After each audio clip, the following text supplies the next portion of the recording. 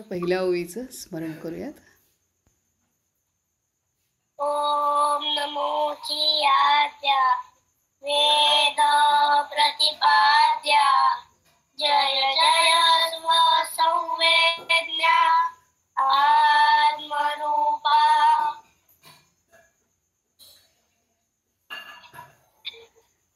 सर्वांना नमस्कार. आपण आता भगवान नित्यानंदांच्या विषयी बाबा मुक्तानंदांनी जे लिखाण केलेलं आहे तर ते आपण अभ्यासणार आहोत. आणि त्यानंतर सत्याच्या वाटेवर हे पण बाबा मुक्तानंदांच्या शिकवणी आहेत त्या सत्याच्या वाटेवर या पुस्तकामध्ये. तर ह्या दोन्हींचा आपण अभ्यास करू. आणि ह्यामागचा उद्देश हा आहे की आपल्याला भगवान नित्यानंदांची जी वचनं आहेत ती वचनं आपल्याला जास्तीत जास्त समजतील त्यासाठी आपण ह्या दोन्ही पुस्तकांचा अभ्यास करून मग त्या वचनांचा अभ्यास करू. तर उद्देश हा आहे. तर ह्या पुस्तकामधला सुरुवातीचा भाग थोडंसं काही घटना आपल्याला माहीत असतील असा आहे. थोडीशी पुनरावृत्ती होईल पण आपण ते सलग व्यवस्थित वाचूया. इतकी पण पुनरावृत्ती नाही आहे तरीसुद्धा काही एक दोन गोष्टी आपल्याला रिपीट होतील तर काही हरकत नाही. तर आपण हे पुस्तक आहे गणेशपुरी निवासी भगवान नित्यानंद. तर आता आपण प्रस्तावना सुरू करतो आहे. तर हे पुस्तक स्वामी मुक्तानंद परमहंस बाबांनी लिहिलेलं आहे आणि ह्या पुस्तकाची आपण प्रस्तावना वाचूयात आणि त्यानंतर मग सुरुवात करूयात. तर प्रस्तावनेत शीर्षक असं आहे, आमुख असं शीर्षक आहे. गणेशपुरी निवासी भगवान नित्यानंद ही आधुनिक काळातील एक अशी भक्तिकथा आहे जी शिष्यत्वाच्या प्राचीन परंपरेशी जोडलेली आहे. स्वामी मुक्तानंद यांच्या महासमाधीनंतर 14 वर्षांनी प्रकाशित होणाऱ्या या पुस्तकात त्यांचे शब्द, त्यांचे विचार आणि त्यांनी आपल्या गुरुदेवांना अर्पित केलेली स्तुतिसुमने समाविष्ट आहेत. ज्यांचे संकलन बऱ्याच वर्षापासून अनेक ठिकाणांहून करण्यात आले आहे. या पुस्तकाचे 3 भाग आहेत. पहिल्या भागात स्वामी मुक्तानंद यांनी रेखाटलेले शब्दचित्र आहे जे मननशील आणि चिंतनशील आहे. ह्या पुस्तकाचे 3 भागामध्ये पुस्तक आहे. तर पहिल्या भागात स्वामी मुक्तानंद यांनी रेखाटलेले शब्दचित्र आहे जे मननशील आणि चिंतनशील आहे. दुसऱ्या भागात यातील विषय क्षेत्राचा विस्तार होतो ज्यामध्ये बाबांच्या साधना कालादरम्यान गुरुदेवांबरोबर झालेल्या संवादांचे वर्णन आहे. पुस्तकाच्या तिसऱ्या भागात विषय क्षेत्राचा आणखी विस्तार झाला आहे. या भागात बाबा मुक्तानंद आपणा सर्वांना शिष्यत्वाच्या आनंदमय वारशात सामील होण्यासाठी आमंत्रित करतात. पहिल्या भागामध्ये हा जो पहिला भाग आहे त्यामध्ये भगवान नित्यानंदांचं जीवनाविषयीचा आढावा, काही प्रसंग असतील. दुसऱ्या भागामध्ये बाबांच्या म्हणजे बाबा मुक्तानंदांच्या साधना काळाच्या दरम्यान जे त्यांच्या गुरूंशी झालेला जो संवाद आहे तो संवाद आहे. आणि तिसऱ्या भागामध्ये त्यांनी सांगितलं आहे की शिष्यत्वाच्या आनंदमय वारशात सामील होण्यासाठी आमंत्रित ते करत आहेत. तर अशा पद्धतीने 3 भागांमध्ये ह्याची रचना आहे. पुढे सांगतात, या पुस्तकाचा पहिला भाग हे एक जीवनचरित्र आहे जे स्वामी मुक्तानंदांनी 1968 साली हिंदी भाषेत प्रथम प्रकाशित केले आणि नंतर तेच पुस्तक 1972 साली इंग्रजीत व 1975 साली गुजरातीत भगवान नित्यानंद या नावाने आले. मूळ हिंदी आवृत्तीची मांडणी व मजकूर असलेले नवीन इंग्रजी भाषांतरावर आधारलेले हे पुस्तक म्हणजे एक नवीन प्रस्तुतीकरण आहे. भाग 1 मधील लिखाण हे औपचारिक आणि उत्कृष्ट असून भगवान नित्यानंद यांचे जीवन व कार्य यांना अर्पिलेली आदरांजली आहे.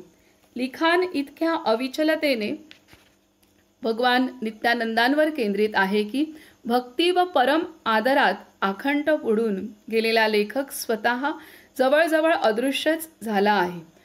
आपण कल्पना करू शकतो की गुरुदेव सिद्धपीठ 1968 जसे होते त्या छोट्याशा आश्रमात बाबा आहेत आणि आपल्या स्मृतींना उजाळा देत या पुस्तकातील पानावर हे शब्दचित्र रेखाटत आहेत. पहिल्या भागातील शेवटच्या प्रकरणात बाबा लिहितात, श्री गुरुदेवांचा प्रभाव आणि त्यांची उपस्थिती हेच एवढे शक्तिपूर्ण होते की प्रवचन देण्याची अथवा सविस्तरपणे शिकविण्याची त्यांना गरज नव्हती. तरी देखील भक्तांना त्यांचे थोडेफार शब्द ऐकण्याची इच्छा असे. त्यांना ही उत्सुकता असे की गुरुदेव त्यांच्या प्रश्नांचे काय उत्तर देतील. म्हणून भक्तांसाठी गुरुदेव कधीकधी थोडेफार बोलत. त्यांच्या गुरुदेवांनी त्यांना जे अगदी संक्षिप्त रूपाने सांगितले ते बाबा दुसऱ्या व तिसऱ्या भागामध्ये आपल्या व्यक्तिगत अनुभवांनी आणि प्रसंगानुरूप गोष्टींनी आणखी सविस्तरपणे सांगतात. करुणावश ते त्या भक्तांच्या इच्छा पूर्ण करतात जे त्यांना विचारत, आपण आपल्या गुरूंना कसे भेटलात, आपली आध्यात्मिक साधना कशी होती, ती दीर्घकालीन होती का, ती अवघड होती का, भगवान नित्यानंदांच्या शिकवणीचे आमच्या जीवनात काय महत्त्व आहे, ह्या प्रश्नांची तसेच अशाच प्रकारच्या अन्य प्रश्नांची उत्तरे बाबांनी 1970 ते 1982 या वर्षांमध्ये आपल्या विश्वयात्रांच्या दरम्यान दिली, जेव्हा ते हजारो जिज्ञासूंना सिद्धयोगाच्या शिकवणी व अभ्यास यांविषयी सांगत असत.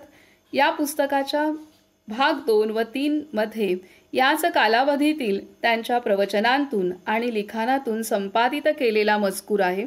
अशा प्रकारे अनेक ठिकाणांहून मजकूर घेऊन या पुस्तकात तो एकत्र गुंफलेला आहे. जसे ऑस्ट्रेलियातील सार्वजनिक कार्यक्रमात सांगितलेली एखादी घटना, न्यूयॉर्कमध्ये विचारलेल्या प्रश्नाचे दिलेले उत्तर, त्यांच्या अभ्यासिकेच्या प्रशांततेत लिहिलेले एखादे चिंतन, या सामग्रीतील काही अंश हे स्वामी मुक्तानंदांच्या प्रवचनांच्या प्रतिलिपीतून घेतलेले आहेत आणि आता प्रथमच प्रकाशित होत आहेत.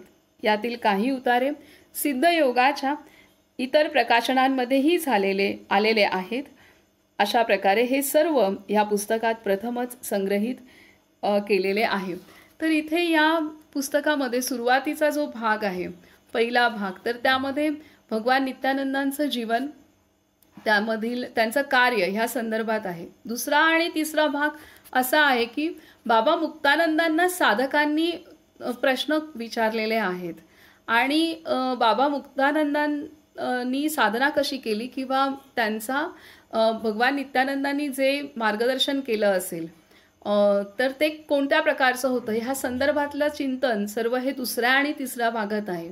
आणि इथे त्यांनी दिले की 1970 ते 82 ह्या कालावधीमध्ये म्हणजे 12 वर्ष बाबा मुक्तानंदांचा अखंड भारत आणि भारताबाहेर प्रचार प्रसार कार्य होतं सिद्धयोगाचं आणि त्यामुळे तिथेच पूर्ण शक्तिपात दीक्षा करवणं आणि हे सर्व कार्य होतं. आणि त्या कार्यादरम्यान जे प्रश्न विचारले गेलेले आहेत त्या सर्वांचा त्याचा सारांश, त्याचा सार ह्यामध्ये आहे. आणि इथे विशेष म्हणजे दिलंय की अनेक भक्तांना भगवान नित्यानंद जे काही मार्गदर्शन करायचे वाणीच्या रूपामधनं, तर ते संक्षेपातच बोलायचे, तर त्यामुळे अनेक गोष्टी लक्षात येत नसत. तर ते साधक बाबांना पुन्हा ते वाक्य विचारायचे की ह्याचा अर्थ नेमका काय आहे. आणि असे पण मार्गदर्शनाचे म्हणजे आता समजा आपल्याला काही प्रश्न आहे आणि आपण तो भगवान नित्यानंदांना विचारला आणि त्यांनी त्याच्यावरती एखादं वाक्य उच्चारण केलं, तर ते तेवढंच बोलायचे आणि बाकी मौन असायचे. त्यामुळे पुढे काय त्याचा अर्थ अनेकदा साधकांना लक्षात येईलच असं नाही आहे. तर मग तो अर्थ काय आहे हे बाबांना पुन्हा ते साधक विचारायचे, तर तो अर्थ मग बाबा त्यांना समजावून पण सांगायचे. तर अशी सर्व विस्ताराने ह्या पुस्तकामध्ये आहे. अशा रीतीने आपल्याला ते मार्गदर्शक ठरेल. आणि इथे ह्या ज्या महान विभूती आहेत आणि ह्या महान विभूतींच्या संपर्कात आलेले जे साधक आहेत, जी सर्व व्यक्ती, तर ते जेव्हा प्रश्न विचारतात तेव्हा आता समजा सत्संग आहे किंवा आपल्या सद्गुरूंच्या समवेत काही 15-20 भक्त मंडळी बसलेली आहेत, तर त्यामधला एखादा प्रश्न विचारतो आणि त्याचं उत्तर केवळ त्याच्यासाठीच असतं असं नाही, तर ते सर्वांसाठीच मार्गदर्शक असतं. तर त्या पद्धतीने आहे. अशीच अनुभव जो आहे की आता मी मध्ये गेले होते भोपाळला. तर त्यावेळेला तिथे आदरणीय नलिनी दीदी जी आहेत त्या सर्वांना भेटतात, सहजतेने भेटतात. आपण त्यांच्याशी चर्चा करू शकतो, काही सांगू शकतो, विचारू शकतो कुठल्याही बाबतीत. म्हणजे सहज पण गप्पा काही मारू शकतो किंवा काही प्रश्न असेल विचारू शकतो. तर ते सर्व साधक विचारतात.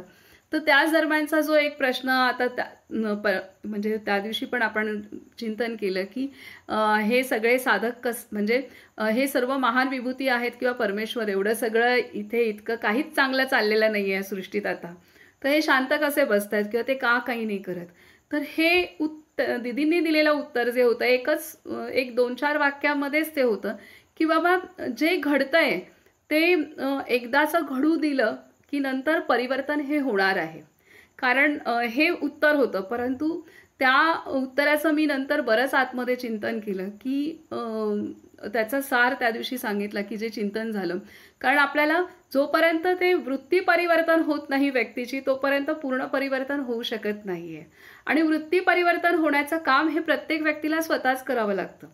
जोपर्यंत त्या व्यक्तीच्या मनाची तयारी नसते तोपर्यंत कितीही आपण बाहेरून सांगितलं तोपर्यंत त्याला समजत असतं, पण त्याला स्वीकारता येत नसतं कधी कधी, किंवा स्वीकारलं तरी आचरण करता येत नसतं.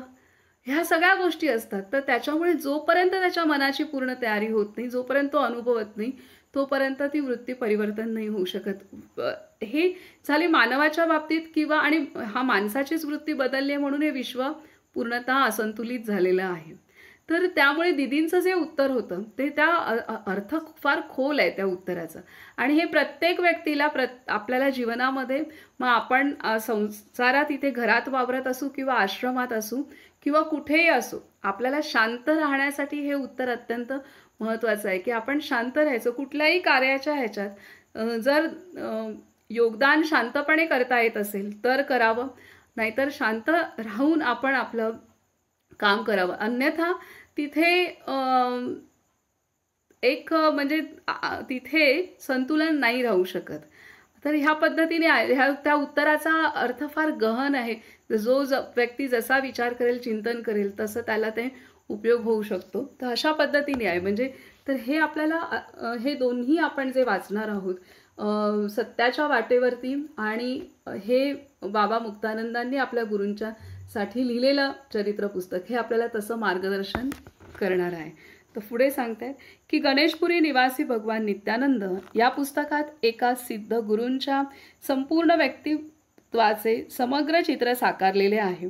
एक महात्मा जे स्वतःच सिद्ध गुरु झाले, त्यांच्या पारदर्शी दृष्टीतून हे पुस्तक अत्यंत निकटतेने त्या व्यक्तिमत्वाचे दर्शन घडविते. हे एका अशा नात्याचे निकट दर्शन आहे जे शिष्याला मोक्षाप्रत घेऊन गेले आणि ज्याने ह्या मार्गाचे अनुसरण करणाऱ्या सर्व साधकांना मोक्ष प्रदान करण्याचे वचन दिले. आणि जसे बाबांनी म्हटलेले आहे, ही परंपरा कधीही खंडित होणार नाही. माझे गुरु बाबा नित्यानंद यांनी आपले कार्य माझ्यावर सोपविले. त्याचप्रमाणे जेव्हा मी हे जग सोडून जाईन तेव्हा या कार्याचे उत्तरदायित्व मला कोणावर तरी सोपवून जावेच लागेल. 20हून अधिक वर्षांपूर्वी भगवान नित्यानंद यांनी ज्या प्रकारे बाबा मुक्तानंद यांना आपला उत्तराधिकारी केले होते, अगदी तसेच इसवी सन 1982 मध्ये महासमाधी घेण्याअगोदर बाबा मुक्तानंद यांनी सिद्धयोग गुरु परंपरेची शक्ती व अधिकार गुरुमाई चिद्विलासानंद यांच्याकडे सुपूर्त केले आणि आपल्या वचनाची पूर्तता केली. या पुस्तकाची कल्पना श्री गुरुमाईंचीच आहे आणि त्यांच्याच कृपेने ती प्रत्यक्षात उतरली आहे. सिद्धयोगाच्या सदेह गुरु श्री गुरुमाई यांच्याशी अनुसंधान केल्याने बाबा मुक्तानंदांशी आणि त्यांच्या माध्यमातून भगवान नित्यानंदांशी आपले अतूट संबंध जुळतात. बाबांनी म्हटलेलेच आहे, तुम्ही सर्वजण नित्यानंदांचे कुटुंब आहात. तर हे अमुख ज्यांनी लिहिले त्यांचं नाव आहे सारा स्कॉट, ह्या संपादक आहेत आणि मॉन्टेरे कॅलिफोर्निया 8 फेब्रुवारी 1996. तरी त्यांनी लिहिलेलं हे आहे. आता पुढे आहे प्रस्तावना. अशा पद्धतीने हे जे आहे की गुरु शिष्याचं नातं, की जो सिद्धयोगातला सर्वश्रेष्ठ विभूती आहेत की भगवान नित्यानंद आणि त्यांचे शिष्य बाबा मुक्तानंद, जे स्वतः एवढे सिद्ध झाले आणि अनेकांना त्यांनी शक्तिपात केला. तर त्या दोघांचं नातं आणि त्यांच्या शिकवणी आणि ते त्यांनी आपल्यावरती मार्गदर्शनासाठी व्यक्त केले आहेत. आता पुढे आहे की प्रस्तावना.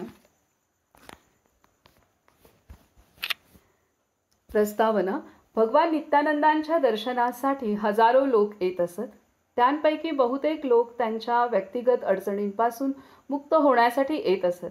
मी काही त्यासाठी आलो नव्हतो. मी आलो कारण मला अंतर्ज्ञानाची थोडीशी झलक मिळावी अशी माझी इच्छा होती. आमचा 6-7 जणांचा एक गट होता.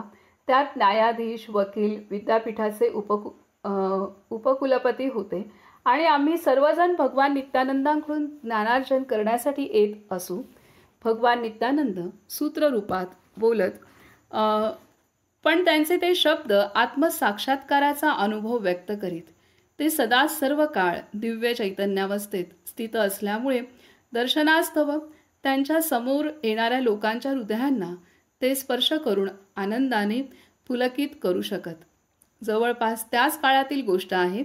एकदा गणेशपुरीमध्ये भगवान नित्यानंदांचे दर्शन घेऊन मी परत जात असताना गावदेवी खेड्यातील एका संन्यासी बाबांना भेटण्याचा योग आला. संन्यासी त्यांच्या खोलीतून बाहेर आले. माझ्याकडे पाहताच त्यांनी स्मितहास्य केले आणि मग अगदी अनौपचारिकपणे व निश्चितपणे त्यांनी माझ्याशी बोलायला सुरुवात केली. त्यांचे बोलणे विनम्र होते, तरीही त्यातून व्यक्त होणाऱ्या त्यांच्या तीक्ष्ण बुद्धिमत्तेने आणि सर्व व्यापक ज्ञानाने मी फार प्रभावित झालो. त्यांची बुद्धी कुशाग्र होती आणि ते मला अगदी सोप्या शब्दात समजावू शकले की जेव्हा माणसाचे हृदय शुद्ध असते तेव्हा तो कशा प्रकारे ईश्वरनिर्मित सृष्टीशी ऐक्य प्राप्त करू शकतो. ते संन्यासी होते स्वामी मुक्तानंद.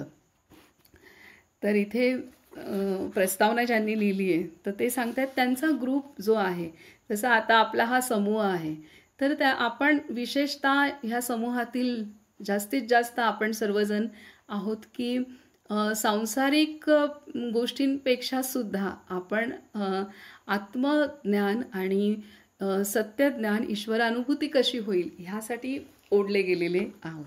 आणि इथे तेच देतात ज्यांनी ही प्रस्तावना लिहिलेली आहे. तर त्यांचा सगळा असा 6-7 साधकांचा ग्रुप होता. त्यांचं नाव आहे DM परुळेकर आणि ते गणेशपुरीला नेहमी जायचे आणि तिथे बाबा मुक्तानंदांची त्यांची भेट झाली. तेव्हा बाबांनी त्यांना सांगितलेलं आहे की जेव्हा माणसाचे हृदय शुद्ध असते तेव्हा तो कशा प्रकारे ईश्वर निर्मित सृष्टीशी ऐक्य प्राप्त करू शकतो. तर हे म्हणजे हे बाबा मुक्तानंदांनी सांगितलंय की इथे की बाबा मुक्तानंदांनी त्यांना पहिल्याच भेटीत सांगितलं की हृदय शुद्ध असेल तर तो ईश्वर निर्मित सृष्टीशी ऐक्य पावतो. हा सार त्यांच्या चर्चेचा होता, तो त्यांनी दिलेला. आणि ते ज्या संन्यासीने सांगितले ते आहेत बाबा मुक्तानंद. ही पहिली भेट आहे त्यांची की त्यांनी हा जो ग्रुप आहे, समूह आहे की जो गणेशपुरीला नेहमी जात होता आणि भगवान नित्यानंदांशी भेटत होता, की आत्मसाक्षात्कार आणि आध्यात्मिक प्रगतीसाठी जाणारा हा ग्रुप होता. परुळेकर आणि त्यांचे मित्र जे सर्वजण चांगले शिकलेलेही होते आणि त्यांची आस्था सांसारिकपेक्षा पारमार्थिक जास्त होती. आणि मग तेव्हा बाबा मुक्तानंदांची त्यांची झालेली भेट आहे आणि त्या भेटीत त्यांनी सांगितलं की हृदय शुद्ध झालं की मग आपण ह्या सृष्टीशी ऐक्य पाहू शकतो आणि सृष्टी निर्मात्या भगवंताशी ऐक्य पाहू शकतो. तर पुढे सांगतात की भगवान नित्यानंद जे काही उच्चारित ते मी लिहून घेत असे आणि मुक्तानंद बाबांच्या चरणी ते ठेवीत असे. मग मुक्तानंद बाबा प्रवचन देत. कधीकधी एकेका वाक्यावर ते तासभर बोलत. भगवान नित्यानंदांच्या शब्दांवरील स्वामी मुक्तानंदांनी केलेली निरूपणे ऐकण्यासाठी खूप लोक जमा होत. मी राजकारणी नसलो तरी थोडे दिवस माझा संबंध सक्रिय राजकारणाशी आला होता. त्यावेळी मी महाराष्ट्रातील अल्पभूधारक लोकांचे प्रतिनिधित्व करीत होतो. त्या लोकांवर अन्याय झालेला आहे असे मला वाटले आणि म्हणून मी उपोषण करण्याचे ठरविले. प्रथम मी स्वामी मुक्तानंदांकडे गेलो. माझे म्हणणे ऐकून घेतल्यानंतर ते म्हणाले, हे पहा परुळेकर, हा मामला मोठा गुंतागुंतीचा दिसतोय. तुम्ही आपले सर्वोच्च न्यायालयात गेलेलेच बरे. सर्वोच्च न्यायालय म्हणजे भगवान नित्यानंद. भगवानांनी माझे सर्व म्हणणे ऐकून घेतले आणि उपोषण कर, पण जरा चतुराईने, असे मला सांगितले. म्हणून मी आनंदी हृदयाने परतलो. मी बाबांना भेटलो आणि भगवान काय म्हणाले ते त्यांना सांगितले. बाबा मुक्तानंदांनी शांतपणे एक सफरचंद उचलून मला दिले व ते म्हणाले, आपले उपोषण सुरू करण्याआधी हे खा.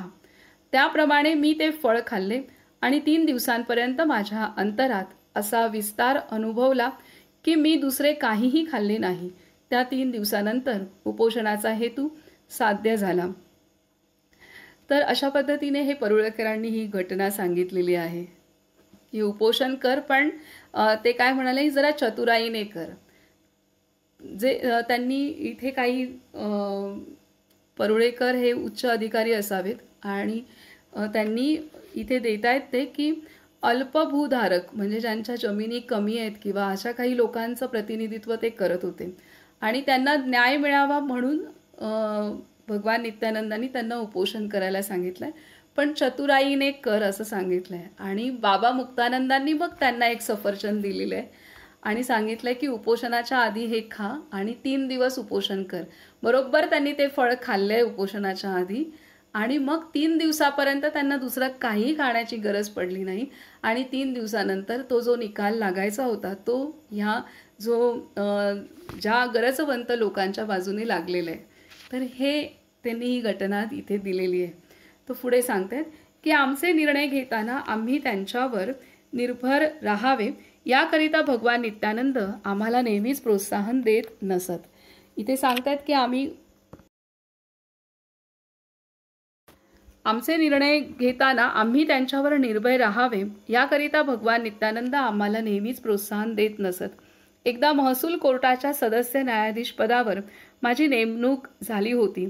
हे पद मी स्वीकारावे की नाही ते भगवानांना विचारावे असे माझ्या सासऱ्यांनी सुचविले. त्यांचा मान राखण्याकरिता मी गेलो, पण भगवान संतापून म्हणाले, प्रत्येक लहान सहान गोष्टीसाठी इथे कशाला येतोस? देवाने तुला बुद्धी दिली आहे. काय करायचे ते तू स्वतःच ठरव. काही गोष्टींमध्येच मार्गदर्शन होतं, प्रत्येक गोष्टीत नाही, हे सांगतात. निसंशयपणे मला भगवान नित्यानंदांकडून मिळालेल्या सर्वात मोठ्या कृपाप्रसादांपैकी एक म्हणजे माझी चित्त एकाग्र करण्याची क्षमता. ते नुसते माझ्याकडे बघत आणि माझे विचार स्थिरावत असत. अशा प्रकारे मनाच्या एकाग्रतेमुळे सर्व काही सुरळीत झाले आणि माझ्या जीवनात मला जे जे काही मिळाले आहे ते मी मिळवू शकलो. खरे तर पहिल्यांदा मी जेव्हा भगवानांना भेटलो तेव्हा त्यांनी 3 शब्दसमूह उच्चारले होते. ही त्यांची पहिली भेट सांगतायत भगवान नित्यानंदांची की पहिल्यांदा मी जेव्हा भगवानांना भेटलो तेव्हा त्यांनी 3 शब्दसमूह उच्चारले होते जे माझ्यासाठी आजही गहन अर्थाने भरलेले आहेत. त्यांचे ते शब्द होते निर्मळ मन, निश्चल मन आणि विशाल मन. निर्मळ मन, निश्चल मन आणि विशाल मन ही त्यांची पहिली भेट होती आणि पहिल्या भेटीमध्ये हे शब्द परुळेकरांसाठी भगवान नित्यानंदांनी उच्चारले. निर्मळ मन, निश्चल मन आणि विशाल मन. झालं, सगळा परमार्थच आला यामध्ये, पूर्ण सर्वच आलं. जेव्हा जेव्हा माझे मन संसारी चिंता, शंका, कुशंकांनी व्यथित होते तेव्हा तेव्हा मी या अमूल्य शब्दांचे स्मरण करतो. या शब्दांत भारतीय अध्यात्माची परिपूर्णता आणि सार सामावलेले आहे. या शब्दांत भारतीय अध्यात्माची परिपूर्णता आणि सार सामावलेले आहे. हे शब्द माझ्या मनाला त्याच्या खऱ्या स्वधामी परतण्यास मदत करतात. निर्मळ मन, निश्चल मन आणि विशाल मन. विशाल झाल्याशिवाय मन निर्मळ आणि निश्चल होऊ नाही शकत. तर दोन्ही गोष्टी आहेत आणि निर्मल आणि निश्चल झालं तरच विशाल होईल. हे सगळं एकमेकांवरती आधारित आहेत. निर्मळ मन, निश्चल मन जे दृढ आहे, ज्याची श्रद्धा दृढ आहे, ज्याचा निश्चय दृढ आहे, निश्चल मन, तोच निश्चल राहू शकतो. आणि विशाल मन, हे 3 शब्द आहेत. आणि सांगतात, जेव्हा जेव्हा माझे मन संसारी चिंता शंका कुशंकांनी व्यथित होते, तेव्हा तेव्हा मी या अमूल्य शब्दांचे स्मरण करतो. या शब्दांत भारतीय अध्यात्माची परिपूर्णता आणि सार सामावलेले आहे. हे शब्द माझ्या मनाला त्याच्या खऱ्या स्वधामी परतण्यास मदत करतात. स्वामी मुक्तानंदांनीच मला भगवानांच्या मुखातून निघालेल्या या शब्दांचा, तसेच आणखी पुष्कळशा दिव्य व अर्थपूर्ण शब्दांचा बोध करून दिला. बाबा एक थोर महात्मा होते. एखादे लहान मूल असो किंवा एखादा विद्वान, ते प्रत्येकाशी त्याच्या पातळीवरून बोलू शकत. भगवानांच्या उपदेशांचे फार थोड्या लोकांना आकलन होत असे, पण बाबा मुक्तानंद सर्वांना समजेल अशा पद्धतीने त्यांचे उपदेश विशद करून सांगत असत. हे माझे सौभाग्यच होते की भगवानांच्या चरणांपाशी बसण्याची संधी मला लाभली.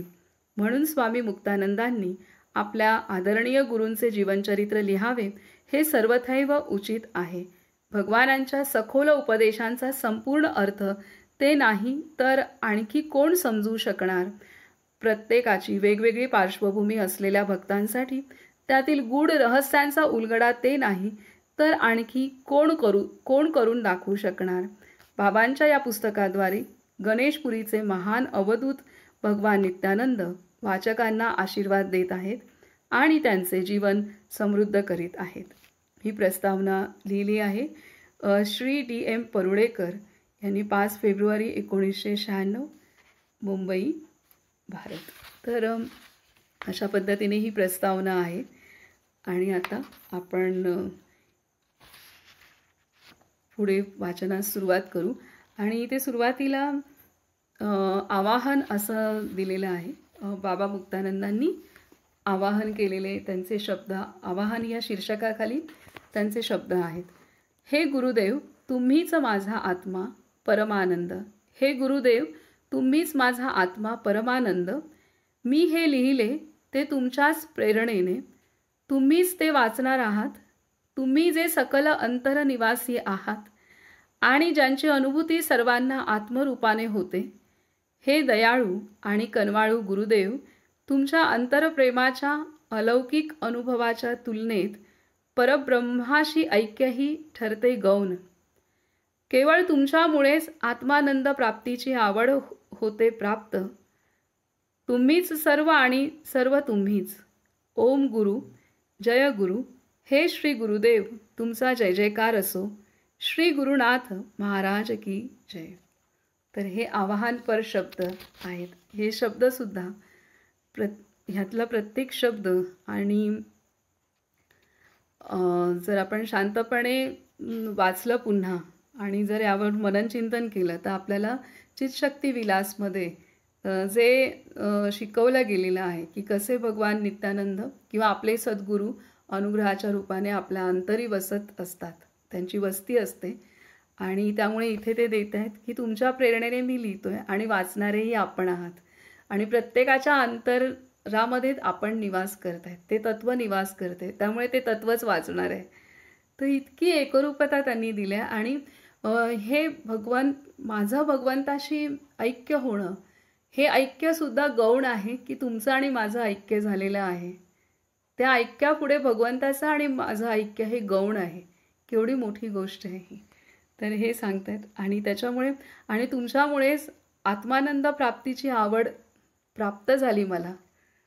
आणि तुम्हीच सर्व, सर्व तुम्हीच, असे हे शब्द तीन कडव्यांमध्ये त्यांनी दिलेले आहेत. तर ह्याचा फोटो काढून मी पाठवेन ग्रुपवरती. फारच सुंदर आहे. आता प्रकरण पहिलं सुरुवात होते. भाग 1 मधलं प्रकरण 1. टॉपिकचं नाव आहे, शीर्षक आहे भगवंत वेळोवेळी अवतार घेतात. भगवंत वेळोवेळी अवतार घेतात. ह्या शीर्षकाखाली ते लिहित आहेत, बाबा लिहित आहेत की हे विश्व, ही सृष्टी म्हणजे काय आहे. हे विश्व, ही सृष्टी म्हणजे काय आहे. या ब्रह्मांडाचे सार काय आहे. काही जण म्हणतात की जग हे जन्म आणि मृत्यूचे एक चक्र आहे, ज्यामध्ये आपण जगतो, मरतो आणि पुन्हा जन्माला येतो. काही जण म्हणतात की हे जग सत्य आहे आणि इतर म्हणतात की हे मिथ्या आहे. कोणी म्हणतात की याला अस्तित्व आहे, तर कोणी म्हणतात की याला अस्तित्व नाही. काहींच्या मते जग सत्यही आहे आणि असत्यही आहे. हे अस्तित्वपूर्ण तसेच अस्तित्वहीन असे दोन्हीही आहे. जगासंबंधी अशी अनेक निरनिराळी स्पष्टीकरणे आढळतात. हे जग म्हणजे काहीही असो, पण एक गोष्ट मात्र निश्चित आहे की हे विस्मयाने भरलेले आहे. विस्मय म्हणजे आश्चर्य. बाबा सांगतायत की हे जग काही असो, पण एक गोष्ट मात्र निश्चित आहे की हे विस्मयाने भरलेले आहे. आपल्याला हे जग कितीही कोड्यात टाकणारे वाटले तरीही निर्मात्याने या जगाची रचना महान कौशल्याने आणि कलात्मकतेने केली आहे, यात कोणताही संदेह नाही. एक चिंतनशील व्यक्ती वेळोवेळी मनन करते, सूर्य नसता तर आपल्याला प्रकाश आणि उष्णता कुठून मिळाली असती? चंद्र नसता तर आपल्याला शीतलता कुठून मिळाली असती? वारा जर वाहिला नसता तर आपण कसे जगलो असतो? पाण्याविना आपली तहान कशी भागली असती? आणि पृथ्वीवर भाज्या, अन्नधान्य, फळे तसेच औषधी वनस्पती उगवल्या नसत्या तर आपण काय खाल्ले असते? जर हिरवीगार झाडे आणि पाने नसती, फळे आणि फुले नसती, भव्य पर्वतराजी आणि वाहत्या नद्या नसत्या तर निसर्ग एवढा रमणीय वाटला नसता. आणि जर पशुपक्षी नसते तर अरण्ये एवढी रम्य, भीतीदायक तसेच भव्य वाटली नसती. हेच विस्मयकारी वैविध्य लोकांमध्येही असते. निसर्गातल्या सर्व घटकांचा त्यांनी 5 महाभूतांसहित पशुपक्षी, प्राणी, पक्षी, नदी, डोंगर, दऱ्या ह्या सर्वांमध्ये दिसणारं वैविध्य वर्णन केले आणि नंतर ते सांगतात की हेच विस्मयकारी वैविध्य लोकांमध्येही असते. म्हणजे आपण जे मानव आहोत त्याच्यामध्येही आहेत आणि विविध लोक आहेत त्यामध्ये सुद्धा वैविध्य आहे. जे लोक बाबा मुक्तानंदांनी अनुभवले असंही अर्थ बाबांना सांगायचा असू शकतो. पुढे सांगतात की या साऱ्या विविधतेमुळे जगताचे कार्य चालू आहे. प्रत्येक गोष्ट आणि प्रत्येक व्यक्ती आपापली भूमिका पार पाडत असते. ज्याप्रमाणे जगतासाठी या सर्व गोष्टी आवश्यक आहेत त्याचप्रमाणे त्यापेक्षाही अधिक आवश्यकता आहे ध्यानाची आणि आध्यात्मिकतेची, जे अनिवार्य आहेत. म्हणूनच संत महात्मे वेळोवेळी या पृथ्वी तलावर येतात. ते मानवजातीच्या उत्थानासाठी जन्म घेतात. त्यांची राहणी कदाचित विचित्र आणि बुचकळ्यात टाकणारी वाटेल, परंतु उदास, दीन, दुःखी, निराश, निराधार अशा अनेक प्रकारच्या लोकांना त्यांच्या सानिध्यात शांती, संतोष आणि आंतरिक समाधान लाभते. याच कारणास्तव करुणामय भगवंत या जगात वेळोवेळी संत महात्म्यांचे रूप धारण करून अवतरतो. अशाच प्रकारे एक दैवी कार्य पार पाडण्याकरिता एक असामान्य महापुरुष गणेशपुरीमध्ये राहण्याकरिता आले. त्यांची भक्त मंडळी त्यांना भगवान नित्यानंद या नावाने ओळखू लागली. तर बाबा मुक्तानंदांनी भगवान नित्यानंदांचा अवतरणाचा हेतू इथे स्पष्ट केलेला आहे आणि त्यासाठी सृष्टीचं वर्णन केलेलं आहे. मानवासहित सर्व वर्णन केलेलं आहे. आता मगाशीच मी अग्निहोत्र करत होती तेव्हा थोडासा पेट घेताना आपण चुलीला जशी हवा करतो तसंच मी दुसऱ्या एका गोवरीने ते ज्वाला हे करत होती. तेव्हा त्या ज्वाला अशा छान म्हणजे फुलत होत्या आणि छान दिसत होत्या. तेव्हा माझ्या मनात पण हेच आलं की ह्या गोवऱ्या आहेत आणि आपण पेटवलं आणि त्यातनं असा अग्नी आणि त्याच्यातनं एवढे प्रकाश किरण आणि मला थोडंसं फुलबाजाची पण आठवण झाली की ते असे हे येतात. मी म्हटलं हे कमाल आहे ना की ह्या गोवऱ्यांमध्ये असा अग्नी लपलेला आहे हे आणि तो दिसतो या रूपामध्ये. कसं काय आहे ना हे सगळं. म्हणजे आत्ता संध्याकाळचीच आता इतक्या 2.5 वर्षांपासून मी अग्निहोत्र करत आहे, पण आज मला संध्याकाळी जे जाणवलं ना की ह्या गोवरीमध्ये असं अग्नी आतमध्ये आहे हे आपण विचार पण नाही करू शकत. किंवा लाकडामध्ये ते लाकूड असं, जर असं लाकूड आहे तर त्या लाकडाला आपण हात लावतोय, त्या पाटावर आपण बसू, सगळं आहे, पण त्या लाकडामध्ये जेव्हा पेटवतो तेव्हा त्याला आपण बोट पण नाही लावू शकणार. तर त्याच्या आतमध्ये तो अग्नी आहे, तेव्हाच तो प्रदीप्तो, तेव्हाच तो व्यक्त होऊ शकतो, नाहीतर होणार नाहीये. तर हे किती आश्चर्याची गोष्ट आहे. म्हणजे आपण निर्माण करू शकतो का? हे नाही करू शकत. जरी आपण म्हणून एक कापूर लावला म्हणून पेटवलं, पण त्या कापरात कुठून आला अग्नी? पेटवणाऱ्या वस्तूत पण कुठून आला? आणि तो पेटल्यानंतर अशा त्याच्या ज्वाला निर्माण होत आहेत, त्याचे रंग येत आहेत, त्याची उष्णता आहे, जे आधी थंड असतं त्याची उष्णता आहे. हे खरंच विस्मयाने भरलेलं आहे. हे पूर्णतः आश्चर्याने भरलेलं आहे. आणि किती किती म्हणजे काय कल्पनेच्या पलीकडे आहे आपल्या. म्हणजे कितीही सायन्सने प्रगती केली ना, तरी सुद्धा निर्मिती नाही करू शकत सायन्स. निर्माण नाही करू शकत. भगवंताने निर्माण केलेल्या वस्तूतूनच तो काही निर्माण करू शकेल, परंतु स्वतःहून अग्नी निर्माण करणं, स्वतःहून वायू निर्माण करणं, स्वतःहून माती निर्माण करणं नाही होऊ शकत. ही खूप मोठी गोष्ट आहे. म्हणजे त्यामुळेच इथे बाबा मुक्तानंद म्हणतात की इथे त्यासाठी आध्यात्मिकतेची आणि ध्यानाची, ध्यान आणि आध्यात्मिकता अनिवार्यच आहे, त्याला दुसरा पर्यायच नाही आहे. तर हे जीवनात येणं आवश्यक आहे. आणि येस, म्हणजे खूपच सुंदर बाबा आपल्याला असं स्वयंपूर्ण करतात. विचारांची दिशा आणि त्यांची जी वाणी आहे, त्यांचं लिखाण आहे, ते सर्वतः आपल्याला एक ऊर्जा, चैतन्य आणि खोल पाहण्याची दृष्टी आपल्याला ते देत आहेत. आता पुढचं शीर्षक आहे की भगवान नित्यानंदांचा जन्म. माझ्या प्रिय श्री गुरुदेवांचा जन्म कुठे झाला, त्यांचे बालपण कुठे गेले आणि त्यांनी आपली आध्यात्मिक साधना कुठे केली हे कोणालाच माहीत नाही. याबद्दलचा कुठलाही इतिहास जतन केला गेलेला नाही. कोणालाही त्यांच्या कुटुंबाविषयी यथोचित माहिती नसली तरी ज्याप्रमाणे गंगा व इतर पवित्र नद्यांचे मूळ जाणणे महत्त्वाचे नसते, त्याचप्रमाणे साधू संतांचे आणि महात्म्यांचे कुळ जाणणे देखील खरोखरच महत्त्वाचे नसते. जसे नद्यांच्या बाबतीत तसेच संतांच्या बाबतीत त्यांचा प्रभाव, त्यांच्या कृपेचा अलौकिक परिणाम हेच खरे महत्त्वाचे. श्रीमद भागवतात म्हटले आहे, न यस्य जन्म कर्मभ्याम न वर्णाश्रम जातीभिः सज्जतेस्मिन् अहंभावो देहे वै स हरे प्रियः. आता हे श्रीमद भागवतातलं सूत्र आहे. याचा अर्थ असा आहे की ज्याला आपल्या शरीराप्रती आसक्ती नाही, ज्याला आपल्या शरीराप्रती आसक्ती नाही, ज्याला आपला जन्म, आपले कर्म किंवा आपला सामाजिक दर्जा यांचा गर्व नाही, असा मनुष्य परमेश्वराला प्रिय असतो. कोण प्रिय असतो? तर ज्याला आपल्या शरीराप्रती आसक्ती नाही, ज्याला आपला जन्म, आपले कर्म किंवा आपला सामाजिक दर्जा यांचा गर्व नाही, आणि असा मनुष्य परमेश्वराला प्रिय असतो. माझे गुरुदेव असेच एक महात्मा होते, जे ते जन्मसिद्ध होते, याबद्दल लेशमात्रही शंका नाही. बालपणापासूनच त्यांच्याजवळ अत्यंत आश्चर्यकारक सिद्धी म्हणजेच अलौकिक दैवी शक्ती होत्या.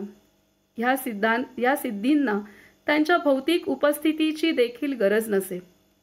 अगदी आजही त्यांचे समाधी मंदिर ह्या दिव्य शक्तींनी व्याप्त आहे आणि असंख्य सात्विक भक्तांना या शक्तीच्या अमाप आशीर्वादांचा लाभ होत आहे. श्री गुरुदेव परमानंदात सतत मग्न असत. त्यांच्या तेजोमय मुखमंडलावर नेहमीच प्रसन्न, मधुर आणि करुणामय हास्य विलसत असे. वेळोवेळी ते हसायचे आणि त्या हास्याचे पडसाद अजूनही माझ्या स्मृतिपटलावर उमटत असतात. स्मित करणे त्यांना आवडायचे. त्यांच्या याच हास्यप्रियतेमुळे लोक त्यांना नित्यानंद म्हणजे नेहमी आनंदात राहणारे असे संबोधू लागले. अंततः याच नावाने ते प्रसिद्ध झाले. किशोर वयापासूनच त्यांनी मुंडन केलेले असायचे. वज्रेश्वरीला येण्यापूर्वी ते कधीकधी संन्यासाची भगवी वस्त्रे परिधान करत. यावरून असे वाटते की त्यांनी नंदपद्म परंपरेतून दीक्षा घेतली असावी. आता इथे हे बाबा मुक्तानंदांनी दिलेलं आहे की त्यांचा जन्म किंवा त्यांचं बालपण, त्यांचा साधना काल ह्याविषयी विशेष माहिती नाही किंवा संदर्भ नाही आहेत. आता आपण जे पुस्तक वाचलं तर ते पुस्तक नंतर खूप साधकांना भेटीगाठी करून ह्या सगळ्यांचा शोध घेऊन केलेलं ते काम असणार आहे. तर त्यामुळे हे कदाचित ते नंतर आलेलं पुस्तक असावं किंवा जे पण आहे, पण कारण बाबा मौन असायचे, भगवान नित्यानंद पूर्णतः मौन होते. त्यामुळे त्यांचं जे आपण चरित्र आधीचं जे वाचलं, ते आधीचं चरित्र हे खूप म्हणजे ज्यांनी पण तयार केले ते रमेश नाडकर्णी, त्यांनी मूळ लेखक ते आहेत, तर त्यांनी जे लिहिलं असणार आहे ते प्रचंड प्रत्येक भागात जाऊन तिथल्या साधकांना सगळं खूप मोठं काम केलं असणार त्यांनी.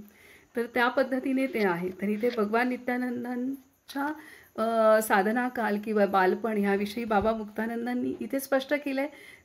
जरी ते स्पष्ट नसेल किंवा बाबा तरीसुद्धा त्यांचं जे त्यांची जे कृपा आहे किंवा त्यांचं जे शिकवण आहे तीच खूप आहे असं त्यांनी ते दिलेलं आहे.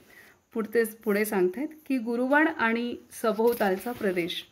आता इथे गुरुवणासंदर्भात सांगत आहेत. गुरुवण आणि सभोवतालचा प्रदेश. असे मानले जाते की श्री गुरुदेव सुमारे 50 ते 60 वर्षांपूर्वी दक्षिण कर्नाटकातील काननगडजवळील गुरुवन नामक स्थानी तारुण्यावस्थेत प्रकट झाले असावेत. कधीकधी गुरुदेव त्या स्थानाचे वर्णन करीत असत. तो प्रदेश डोंगराळ असून तिथे घनदाट जंगल होते. जंगलात हिंस्त्र श्वापदे, सर्प तसेच विषारी वनस्पती होत्या. तेथील डोंगरामध्ये एक खूपच खोल गुहा होती. माझे गुरुदेव या गुहेत गाढ ध्यानावस्थेत दीर्घकाळ राहिले होते. या स्थानाला त्यांची तपोभूमी म्हणजेच त्यांच्या आध्यात्मिक साधनेची भूमी म्हणतात. याच कारणास्तव याला गुरुवन असे नाव पडले, ज्याचा अर्थ आहे गुरूंचे वन. असे मानले जाते की या स्थानी सिद्धी किंवा अलौकिक शक्ती प्राप्त करता येऊ शकतात. जवळच अष्टसिद्धीचे प्रतीक असलेल्या 8 मोठमोठ्या शिळा आहेत. तिथे जवळपास पाणीपुरवठा उपलब्ध नसल्यामुळे माझ्या गुरुदेवांनी गुहेतच एक झरा उत्पन्न केला आणि तेव्हापासून तो वाहतोच आहे. ह्या पवित्र झऱ्याला पापनाशिनी गंगा म्हणतात. या नावावरून असे सूचित होते की या झऱ्याचे पाणी प्राशन केले किंवा यात स्नान केले तर अशुद्धींचा नाश होतो. श्री गुरुदेवांना बगीचाची फार आवड होती. त्यांनी तिथे नारळ, आंबे, फणस आणि सुपारी यांची झाडे लावली. त्या काळी त्यांनी लावलेली झाडे आणि त्यांनी निर्माण केलेला झरा अजूनही तिथे आहे आणि आजही पाहायला मिळतात.